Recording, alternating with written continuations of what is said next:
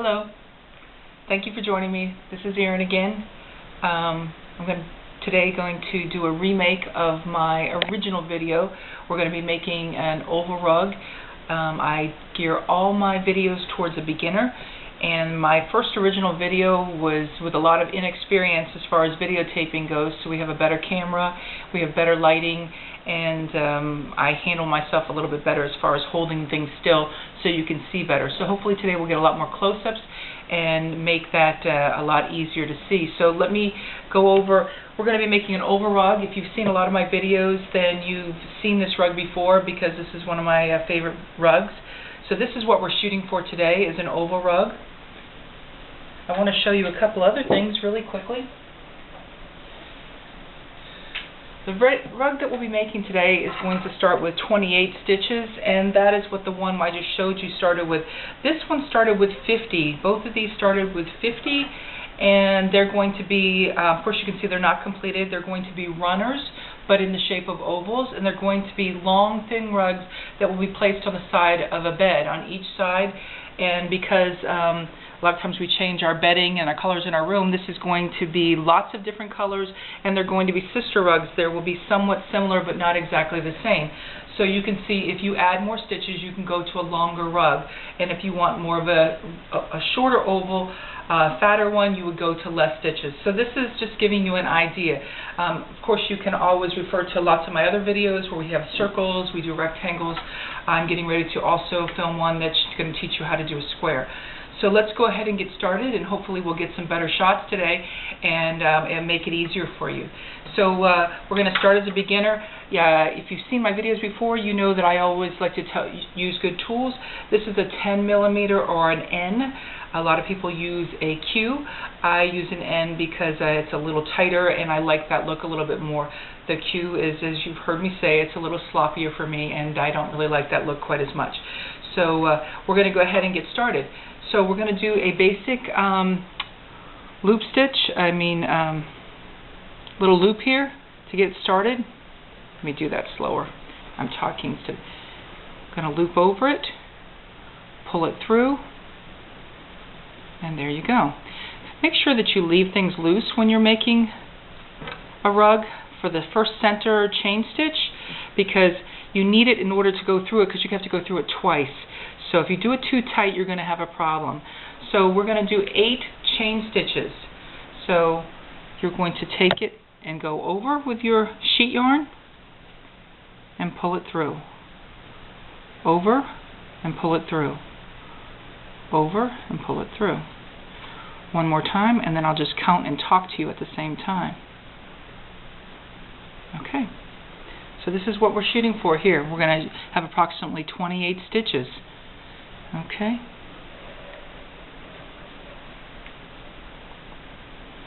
Now, as you can see, there's a ball of sheet yarn here. This has been made previously. It's made from sheets. If you refer to one of my other videos, you'll be able to see how to make sheet yarn. Also, they will show you the no-sew version with another video, shows you how to attach the sheet yarn without sewing. On this particular sheet yarn, it is sewn. We have a nice soft white light pink that I've used. This is probably even a little tighter than it should be. As far as when you're starting out, you want to make it nice and loose.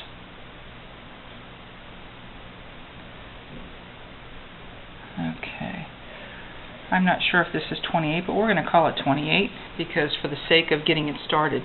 So now when you're going to go back, you're going to go into the first stitch, the one that you're not in. See, this is the one you're pulling through. You're going to go back up your chain, and you're going to insert into each stitch. Put it in, cross over, pull it through. Now you have 2. 1, 2. Cross over again and pull them both off. We're going to do this several times. Here's the next stitch. You see how that? A lot of times people say, where's the stitch? I can't see it. So that's why I'm doing it slow. Now I realize some of you may be crocheters. Okay, now you have 2 on there. Loop over and pull them both off. But if you're not a crocheter, I'm gearing it towards you. See, there's your next stitch. See your hole? Going to put it in. Now you have 2, and pull them both off. Let's do it again. Put it in that next hole, pull it off, and pull them both off. Okay, can you see how it's now forming? Looks kind of bunched up there in the end, but that's the way it looks when you start off. Okay, so now I'm going to move along a little faster. I'm going to talk about something else that I do that you might not be able to notice quite as much in this video as I get along farther. In order to keep my tension the right amount, I notice something that I do that is not maybe something that I even realized, so I couldn't help you with it because I didn't realize I was doing it. But watch this. I put in my stitch, I do the stitch, crossover, and I always self-regulate without even knowing it. I do this. See that little twisting motion? I do it all the time, and that helps me regulate my stitches and keep them, because sometimes we get so tight, especially people when they're first learning something like that. They don't know how to relax. They're making it so tight. And this is something that I noticed myself doing. People say, oh, your stitches are so nice and loose and they're all so uniform. Well, I used this technique over and over and wasn't even aware that I was doing it. See how I do that? That doesn't mean that's the way you have to do it, but people have asked me before, how do you make your stitches so... Now, you may have another technique and it may work just wonderful for you, but this is what I found that I'm doing over and over again. Okay, so let me finish this off, and we're going to talk about the corner. As we get to the corner, in order to get around this cornered edge, I'm going to show you this right here. It's like that, but we're going to get to it. When we get to that cornered edge, we're going to go 3 times into the end hole. Before I had crocheted much, I didn't always do the same amount of times in the hole. And I didn't feel like I could tell you how many times. You just kind of had it to see. You could do 2 possibly and make it around. You could possibly do 4 go make it around. But I find consistently now I'm always doing 3 in the same hole as we go around. So I want to show you how I do that and how I identify it. Okay. Also, if you don't have the exact hole, it will still look nice in the end. As you practice more, you'll know what you're looking for. But I'm going to show you, and hopefully that'll make it clearer. Okay, here's your final hole right here. Here is the little knot that we started with. That is not a stitch. Don't put it through there. This right here is not a... This is the stitch right here, the last stitch. So I incorporate this tail so we can get rid of it. When I make my oval rugs, I incorporate that tail. So we're going to go into that end hole, and I'm going to grab both of those pieces of material and pretend it's one. So here we have 1, 2. Really, this one is 2 because I've incorporated the tail. You're going to cross over, pretending this is 1. See how this is? Looks like it's 1. And we're going to pull them both off. This is, pull that off, and pull this off. Okay, that was 1 time in that hole. We're going to go back into that same hole. Loosen it up. See how I'm loosening it up? Go back into that same hole. Grab this, pretending it's 1, to incorporate the whole tail. So now you have 1, 2, but both of those are actually double because they include the tail. Cross over and pull them both off. This is the second stitch. We're going to see how I'm pulling it, and I'm making it even looser. Okay. I'm going to go back into that same hole. There's that hole. Until that tail is gone. Okay, now look, it kind of looks kind of messy. Don't be discouraged by that. It does look messy. It will be hidden when you come around and you won't even notice it anymore. Okay, so now we're headed back up this chain. Again, this is a thing that people had a hard time finding, the hole. There's your first hole. You go into the hole, And there you go. Here's your next hole, right here. See, you got these two over the top of it. There's your hole.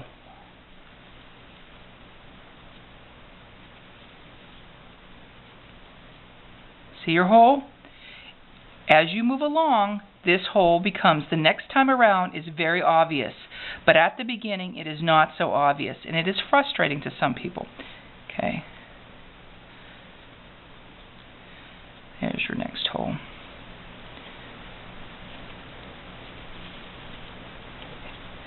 Here's your next hole. Mr. Cameraman, do you feel like you're getting that good? Yes. Okay. All right. I'm going to try to get to the end here, go around this one, and then I'll be switching to show you how to go around one more corner. Now I have a video that says how to keep a rag rug flat and smooth. This shows you corners at a much larger, as the rug is much larger, and it shows you how to add stitches and how to keep it from not curling up. So if you're getting farther into a project and maybe feel like you're struggling a little bit to keep it flat and your edges are curving up, I would recommend you watch that video, and it shows a little bit more. See, there's the hole. Just showing you again. It shows you a little bit more detail on a bigger rug how to add. And I want, there's only so much I can teach you in just one video. I try to make it as short as possible so I'm not giving you a bunch of peripheral things that are boring you out of your mind, and move it along so you can get to it. We're almost to the end. We're getting close here. And then I'm going to switch over after I show you one more end to one that's a little farther along and show you that corner as well. Okay, you see as I'm moving along, I'm hoping that you can see this one quite a bit better than you could see the last video. This isn't the way I would hold my crochet when I'm actually crocheting with yarn. It's much more delicate, but this requires both hands for me in order to get it off properly.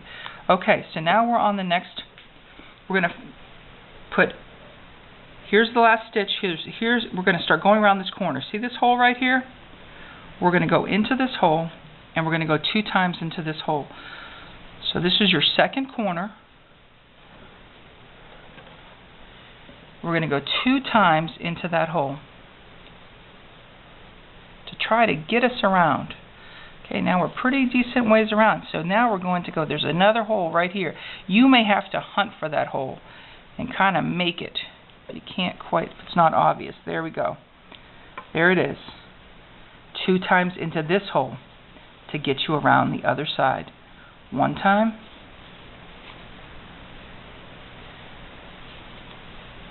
And 2 times. See how we made it around that corner? And then you would continue up to the next corner. Okay. Okay.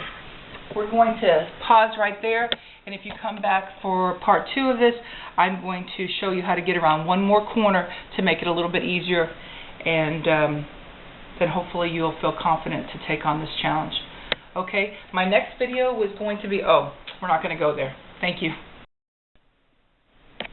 Hi, thank you for joining me for part 2 of how to make an oval rug. And I want to quickly, if you were just joining me and you are not coming to the original one and you're only seeing this video, this is what we're going to be working on, an oval rag rug, crocheted oval rag rug. Okay, just so you know. And my next video will be on how to make a square rug, so you may want to join me for that one too. Alright, so here we got your oval rug started. Okay, what I'm going to show you now is one more corner, just a little farther along, because that is what is tricky to most people. So that's why we're coming back for part 2.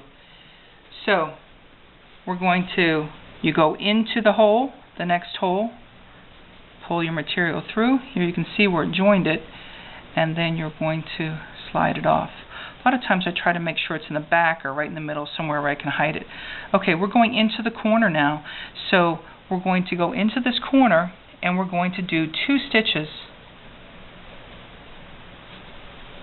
in the same hole. 1, right back in the same hole, 2. Okay, then I'm going to do, here's 3 holes here. There's 1, 2, 1, 2, and 3 coming around this corner. I'm going to see if I can just do 1 single stitch in the middle,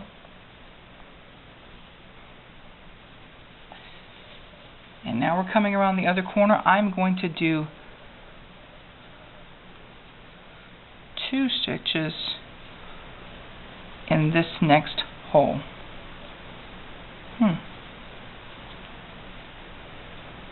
No, I'm going to do 2 stitches in this one. It's not going to come all around enough. And then I'm going to do 2 more stitches here to help make it lay flat. You have to adjust along the way. There's 1 in the same hole, 2. So this corner required 6 stitches.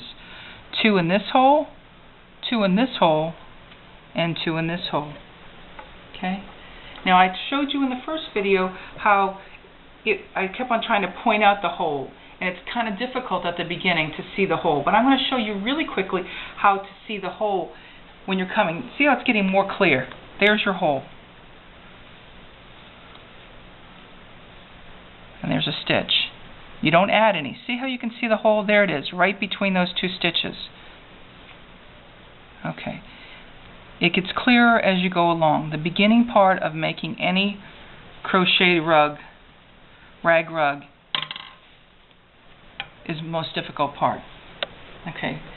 This is sheet yarn that I've made. You can refer to my other videos, how to make sheet yarn and how to make no-sew sheet yarn. You can also see the videos on circle rugs, rectangular rugs. I've got the square rug coming out, and there's also other videos to help you along the way.